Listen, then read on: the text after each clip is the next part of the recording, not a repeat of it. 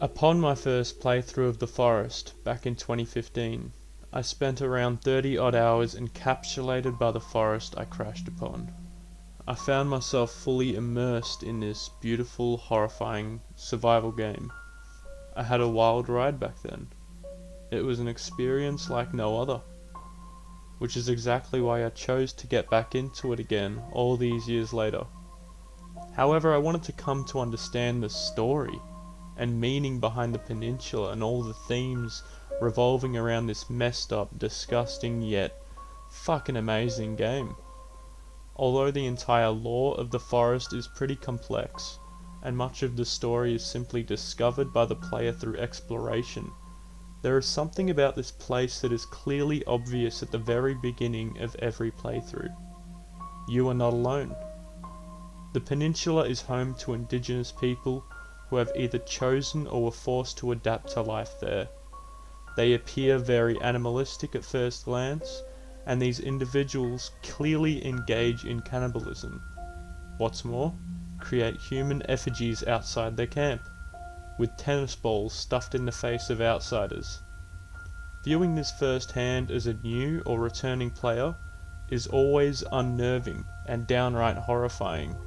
Listening to their eerie screeches and the visualization of their grotesque physique, it becomes clear.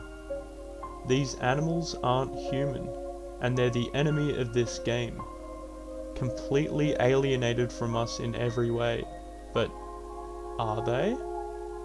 The origins of these inhabitants are still somewhat unknown, and there are many theories regarding the arrival of these cannibals.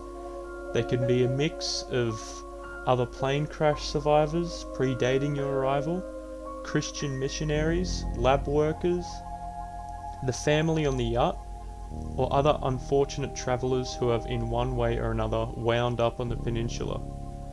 However, regardless of how these individuals ended up here, to the horror of the protagonist, what he will slowly come to realise is the soulless monsters he despises are actually a reflection of himself.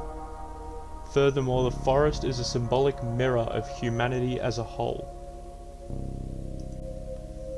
No arts, no letters, no society, and which is worst of all, continual fear and danger of violent death, and the life of man, solitary, poor, nasty, brutish, and short. This is a quote from Thomas Hobbes' philosophical book Leviathan, in which he conveys his concept in human nature. Not only that, but the idea that peace and serenity was only achievable if a civilization obeyed sovereign state. He was confident in the fact that humans are naturally evil, susceptible to sin if left unchecked, moreover, unruled. The cannibals represent the state of humanity without a functioning civilization, and you are thrown right at the doorstep of this dysfunctional world. In typical gamer fashion, whatever isn't a friendly talking NPC is surely an enemy, especially those who appear like this. Throughout your journey, you go off finding your son with no objective marker of where he is or where you should go. You'll find yourself becoming hungry, thirsty, and tired. You need to build a shelter, get some fresh water, and eat berries or hunt for wild animals. You assume that attacking the cannibals is also a defensive aspect of the game. But is this the right thing to do? They aren't human after all. You're a normal civilized person, and these are clearly animals. So you have a choice to go off and kill them if they get too close, or even kill them in their own camps. While you're cooking your rabbit or deer, you satisfy yourself with burning their corpse as well. Just a bit of fun. But then you suddenly realize the strangest thing. You can eat them. And whenever you struggle to find an adequate amount of food, you will always remember there's a failsafe. Because after all, you're there to survive. You're there to find and save your son. you also have a choice to cannibalize to survive. Cannibalize the cannibals. In 1972, Jose Luis Coche Inquiate, I probably butchered the fuck out of that, but this dude survived a horrific plane crash. A crash that still left 27 survivors trying to stay alive in a remote location. Him, along with the other 27 passengers, were forced to survive in isolation, enduring 72 days in the Andes. Andes, I probably butchered that too. But these people, all the while knowing, they will eventually have no food left. They discussed the once unthinkable, eating their dead friends. One was a close friend to that Jose, who sat next to him during his plane flight. I don't think the details of what followed is needed here, but there are many real-world examples such as this of people being put in this predicament, and it's especially common during activities such as hiking trips up Mount Everest. The cannibals on this island represent a lot of things in my eye, but another big theme is survival.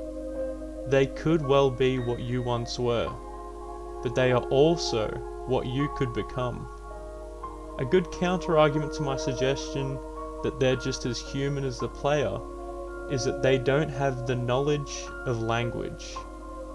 Even tribes living in isolation in the real world today still have their own language, and it's a good point. Perhaps they forgot it after a few generations, or maybe they never learnt how to speak in the first place. These are all valid arguments. However, it's still undeniable that there is humanity in them. Behind those blank eyes, you can clearly see that they have family, like you once did. This is funnily enough proven with an in-game achievement, ironically, for eating an entire family. Upon observation, they have more human qualities than you would expect. They can be seen curious at your arrival, almost never hostile towards you when you first crash land. They can be seen praying, and occasionally cry when a member of their family dies. Even when you're currently engaging in a battle with their camp, if you kill a member of their family, they can be seen howling in sadness. What I'm trying to theorize with this world is that the forest isn't so much a portrayal of cannibals, however a depiction of human nature without laws.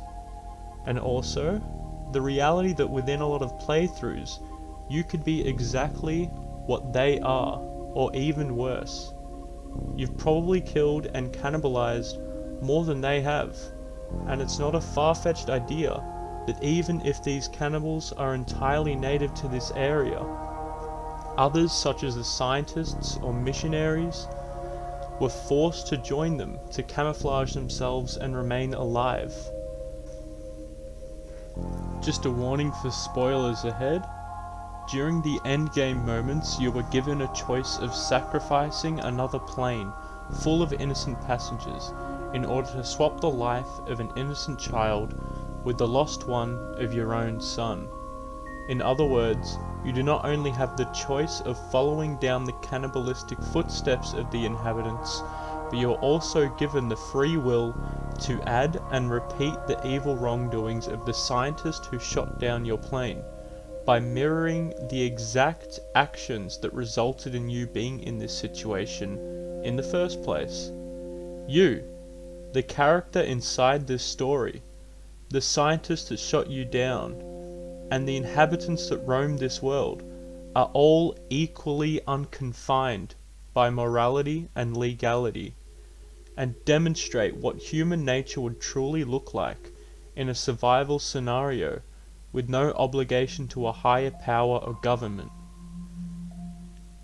And if you want to get even wackier, you, the player, have the same freedom to do whatever you want to do as well within this video game.